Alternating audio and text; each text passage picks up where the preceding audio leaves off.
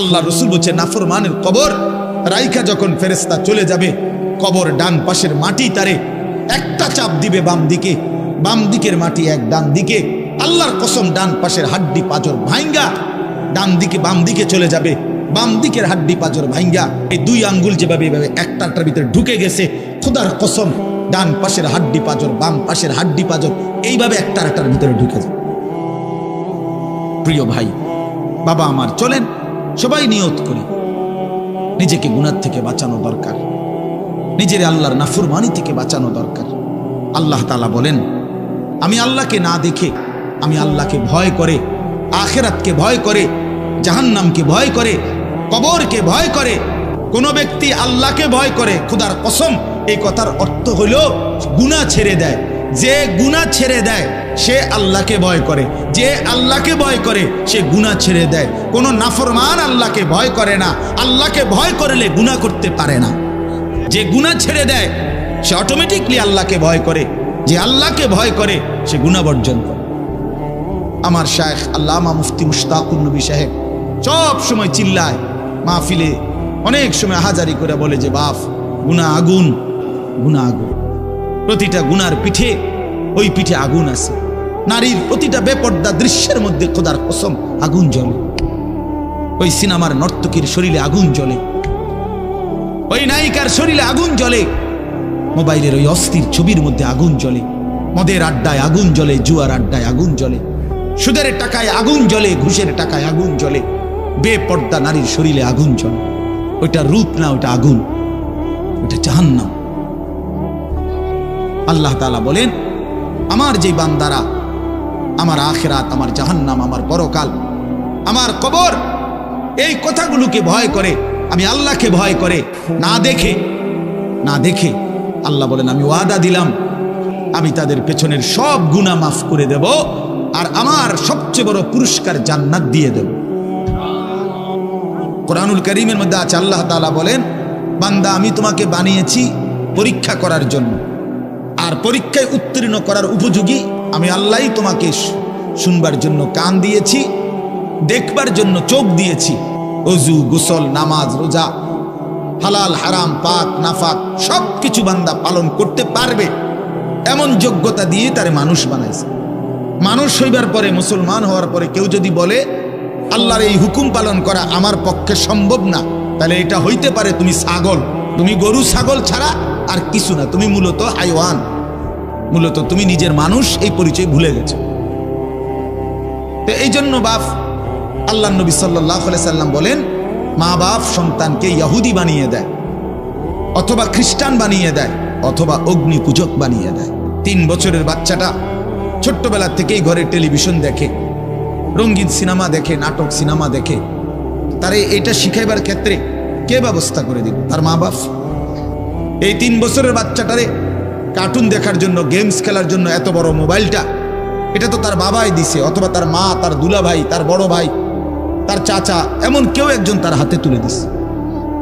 বলি যেই মা বাপ সন্তানের, অপ্রাপ্তবয়স্ক সন্তানের হাতে এই বড় মোবাইলগুলো তুলে দেয়, এই মা বাবার চাইতে বড় জালেম আর কেউ নেই।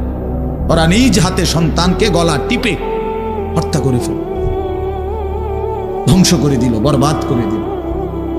এই জন্য বদনসিব ওই সন্তান, ওই অভিভাবক দুর্ভাগা যে মুসলমান পরিচয় দেওয়ার পরেও নিজ সন্তানকে আল্লাহর কোরআন দেখে দেখেও পড়তে জানে না। আল্লাহর কোরআন দেখে দেখে হাসরের ময়দানে আল্লাহ তাআলা জিজ্ঞেস করবে, বান্দা আমার দেওয়া 2টা চোখ, আমার দেওয়ার জিহ্বা, আমার দেওয়া ঠোঁট, এত লক্ষ কথা বললা, এত কিছু দেখলা, এত শব্দ উচ্চারণ করলা, পৃথিবীর কত লক্ষ কথা তুমি জীবনে বললা, অথচ আমার কালাম, সর্বশ্রেষ্ঠ আসমানি কিতাব মালিকের এই কোরআন, এটা একটু দেখে দেখেও পড়তে পারো না, এর চাইতে বড় বদনসিব আর কে হইতে পারে?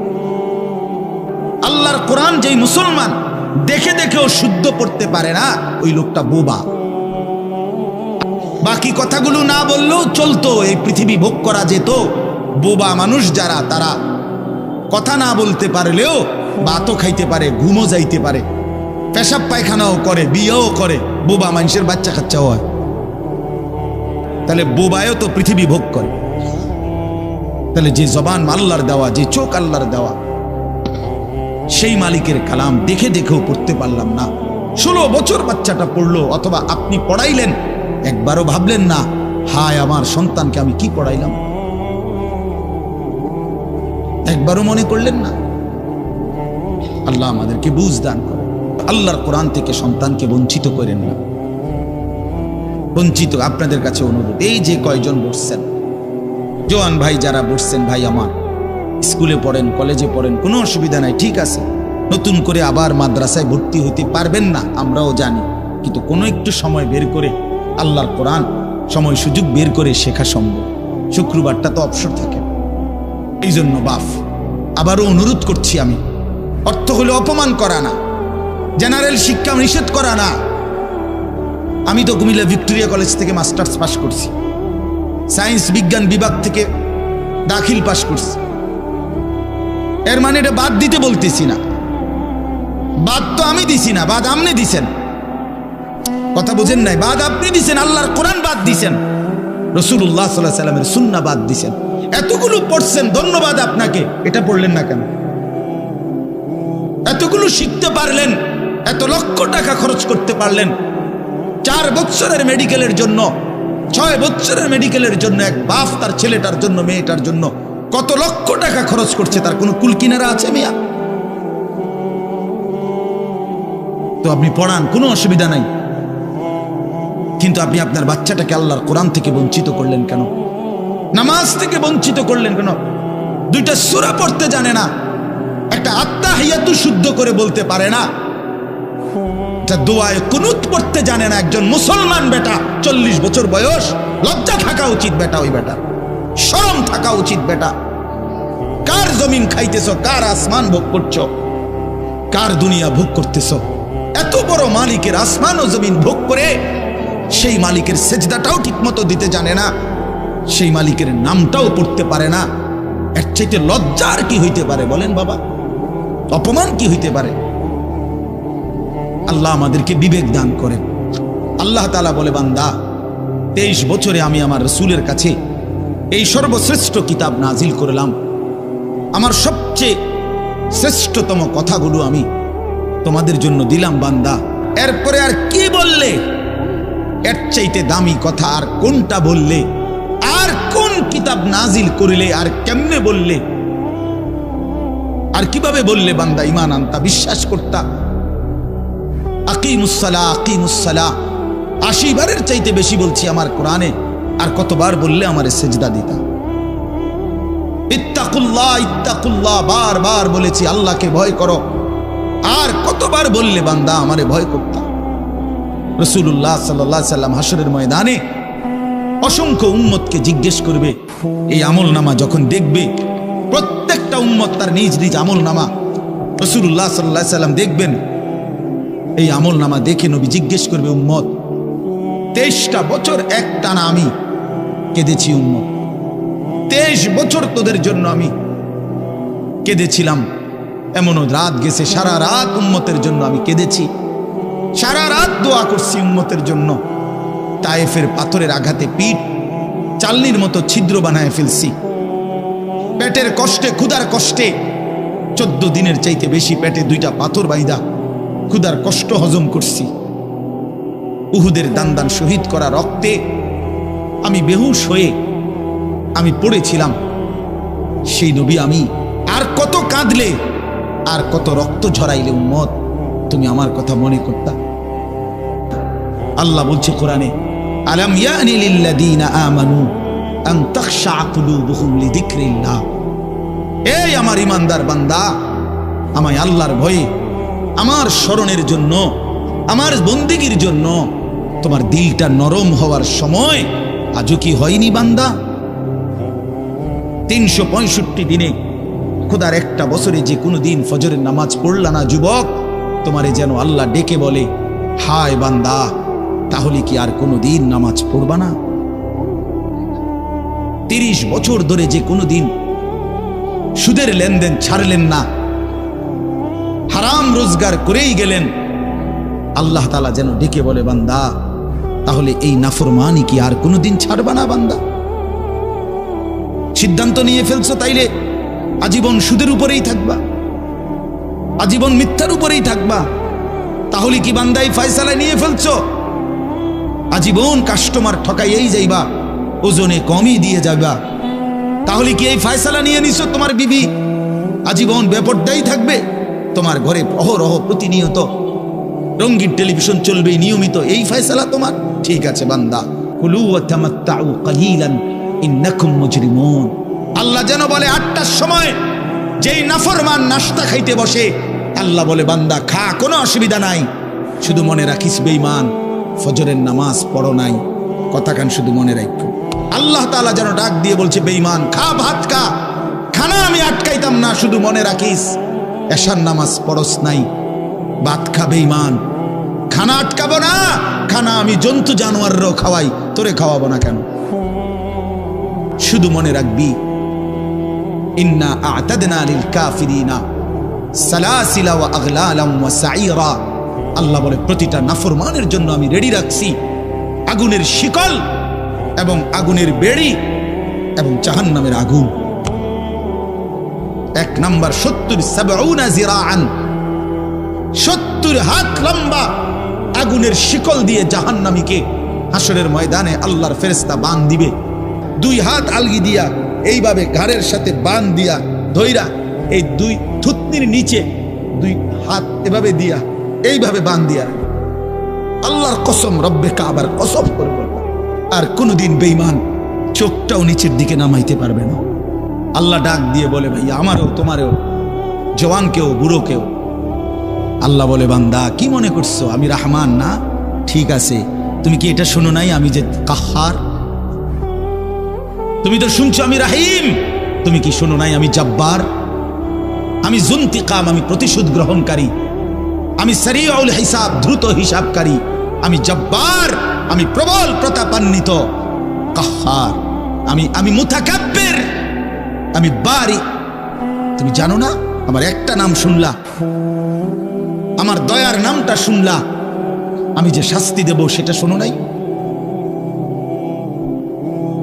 মা সালাকাকুম ফি সাকার ক্বালু লাম নাকু মিনাল মুসাল্লিন। একবারে সোজা বাংলা দেখেন, জাহান্নামী জাহান্নামে চিৎকার করবে, জাহান্নামের ফেরেশতা ডাক দিয়ে বলবে বেঈমান জাহান্নামে কেন আসলি? নাফরমান বলবে বন্ধু ফেরেশতা ভাই আমি দুনিয়াতে নামাজি ছিলাম না। সমস্ত মিথ্যাবাদী নাফরমান পাপীদের জন্য সেদিন জাহান্নাম। যদি বলেন কেমন নাফরমান মাওলা? আল্লাহ বলেন ওয়া ইদা কিলা লাহুমুর কাউ লা ইয়ারকাউন। দুনিয়ায় এই নাফরমানকে যতবার বলা হয়েছিল রুকু করতে, সেজদা করতে, নামাজ পড়তে, বেঈমান নামাজ পড়ে নাই, এজন্য জাহান্নাম। কোরআনুল কারীমে আল্লাহ বলছেন কাল্লা ইদা বালাগাতিত তারাকি। নাফরমানের মৃত্যুর সময় যখন আসবে, মালাকুল মউত আজরাইল তারে যখন ডাক দিবে আইয়াতুহান নাফসুল খাবিসা, প্রতিটা পাপী নাফরমানের জান কবজের সময় আজরাইল যখন ডাক দিয়ে বলবে হে খবিস আত্মা বের হ, আত্মাটা বের হতে চাইবে না। আল্লাহর নবী বলেন কসম বাবা, নবীজি বলে মালাকুল মউত আজরাইল খপ করে ধইরা কলজা থেকে রুহুটা একটা টান দিয়া ছিঁড়া ফেলবে, বের হতে চাইবে না রুহু।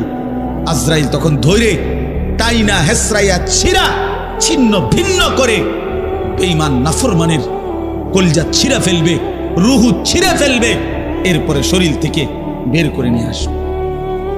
আরে বন্ধু এই কোরআনে আছে, আল্লাহ নিজে বলছে এমন নির্মম মৃত্যু হলো কেন? এই নাফরমানের মউত এত কঠিন হলো কেন? তার কলজা ছিঁড়া ফেলছে, রুহু ছিঁড়ে ফেলছে, এমন মৃত্যু হলো কেন? আল্লাহর কসম বাপ আমারেও বলি আপনারেও বলি, আল্লাহ কোরআনে সরাসরি বলছে এমন ভয়ানক মৃত্যু হলো কেন? এই নাফরমান আমি আল্লাহর কথায় বিশ্বাস করে নাই, ওয়ালা সাল্লাহ, এবং নামাজ পড়ে নাই, নামাজ পড়ে নাই, নামাজ পড়ে। আমার একটা মোটরসাইকেল আছে, আমার একটা মোবাইল আছে, আমার কিছু বন্ধু আছে যারা আমার সারাক্ষণ অসৎ সঙ্গ দেয়। যখনই আমার সমস্ত নাফরমানি মন চায়, কিছু অসৎ বন্ধু মিলে যায়, যে বন্ধুরা আমার সারাক্ষণ চরিত্রহীনতা শিখায়, অসভ্যতা, নোংরামি, অশ্লীলতা, বেহায়াপনা শিখায়। এমন কিছু বন্ধু যার মিলে গেছে, একটা মোটরসাইকেল মিলে গেছে, একটা মোবাইল মিলে গেছে, তো নারীর ছবি, আড্ডা, জিনা, ব্যভিচারের দৃশ্য, মদের আড্ডা, জুয়ার আড্ডা, নারীর আড্ডা, নারীর আলাপ, অথবা মোবাইলের অস্থির ছবি দেখা, এই জিন্দেগি মুসলমান? এর জন্যই আল্লাহ তাআলা আমাদেরকে মুসলমানের ঘরে বানাইছিলেন। এই জন্যই আমার বাবা মুসলমান, এই জন্যই আমার মা মুসলমান। সবাইরে অনুরোধ করলাম, দোস্ত আমার, ইনসাফের সাথে ভাইবেন, নিজেরে নষ্ট করেন না। ছেলেরা আমার, ভাইয়া, নিজেরে নষ্ট করো না ভাই। শেষ পর্যন্ত কেউ নাই, শেষ পর্যন্ত একদিন, দিন শেষে, রাত শেষে দেখবেন আমার সাথে কেউ নেই, আমি একাই। একদিন কবর আমারে সব সম্পর্ক ছিন্ন করে দিবে, একদিন মৃত্যু আমাকে সব ভুলায় দিবে। আল্লাহ নবী সাল্লাল্লাহু আলাইহি ওয়াসাল্লাম বলছেন, এই সূরাটি যে নিয়মিত তেলাওয়াত করবে, আল্লাহ নবী বলেন, তুমজিহি মিন আযাবিল কবর, এই সূরা কবরের আযাব থেকে রক্ষা করবে, কবরের আযাব থেকে রক্ষা করবে। আমার ভাই, আমার বন্ধু, রাসূলুল্লাহ সাল্লাল্লাহু আলাইহি সাল্লামের অগণিত হাদিস এই কথার প্রমাণ করে যে কবরে আযাব হবে। হাসরের আযাব তো আছেই, জাহান্নামের আযাব তো আছেই, কবরেও আযাব হবে। মেন বিচার তো হবে হাসরের ময়দানে, তার আগেই আযাব হবে কবরে। তো আল্লাহ পাক রব্বুল আলামিন বলেন, নাফরমান সে তো হাসরের ময়দানে বিচার হবে চূড়ান্ত, কিন্তু কবর থেকেই আযাব শুরু, কবর থেকেই আযাব শুরু। কিতাবের মধ্যে আছে, আমরা নিজে আত-তাযকিরা, আমার কাছে কিতাব আছে আরবি, ইমাম কুরতুবী রাহমাতুল্লাহ লিখিত কিতাব, ওখানে আছে হযরত উসমান রাদিয়াল্লাহু তাআলা আনহু যখন কোনো কবরের সামনে দাঁড়াইতেন তো প্রচন্ড কাঁদতেন, ভীষণ কাঁদতেন, হাত্তা ইয়াবুল্লা লিহিয়াতাহু, কাঁদতে কাঁদতে উনার দাড়ি ভিজে যেত। তো উনার সাথীরা জিজ্ঞেস করতেন, হযরত আপনি জাহান্নামের কথা বললেও এত কাঁদেন না, অথচ কবর দেখলে এভাবে কাঁদেন কেন? তো তিনি বলতেন, শোনো, কবর হচ্ছে আখিরাতের প্রথম ঘাঁটি।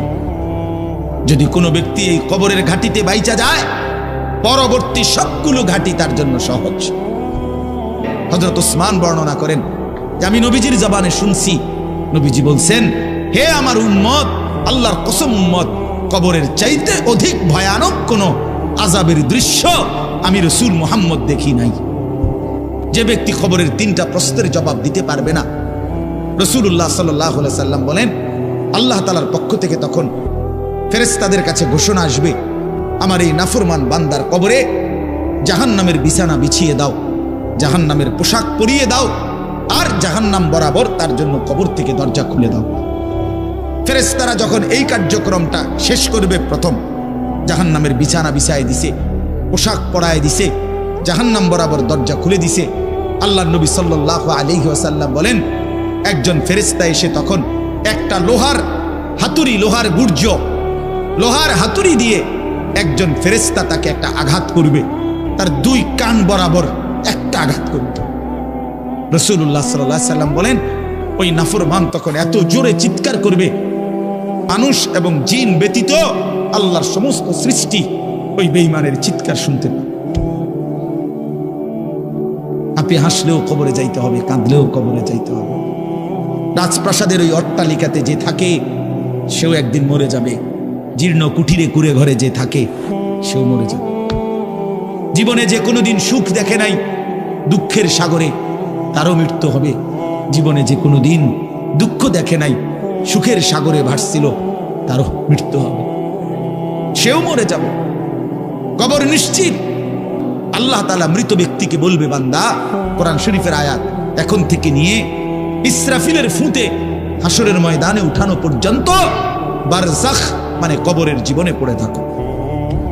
ভেবে দেখেন, ভেবে দেখেন, শুধু 1 মিনিট। আমিও ভাবি, আপনিও ভাবেন।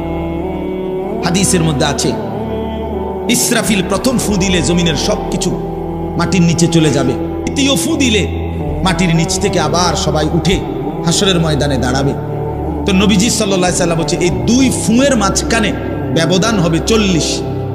তো মুহাদ্দিসিনে কেরাম, উলামায়ে কেরাম বলেন, কেউ কেউ এই 2 ফুঁয়ের মাঝখানে ব্যবধান হতে পারে 40,000 বছর। তাহলে ধরে নেন, সর্বশেষ যেই লোকটা কবরে গেছে, যদি তার কবরে আযাব হয়, তাহলে তার কবরের আযাব ভোগ করতে হবে 40,000 বছর।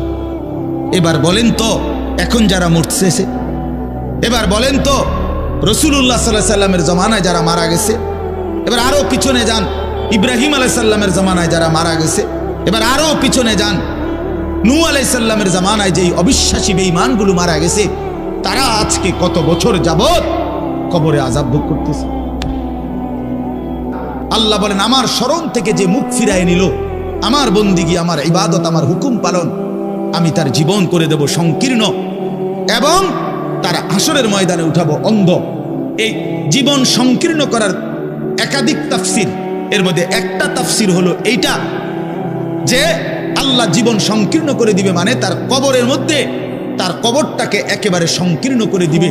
আল্লাহ রসুল বলছে নাফরমানের কবর রাইখা যখন ফেরেশতা চলে যাবে, কবর ডান পাশের মাটি তারে একটা চাপ দিবে বাম দিকে, বাম দিকের মাটি এক ডান দিকে, আল্লাহর কসম ডান পাশের হাড্ডি পাঁজর ভাঙ্গা ডান দিকে বাম দিকে চলে যাবে, বাম দিকের হাড্ডি পাঁজর ভাঙ্গা।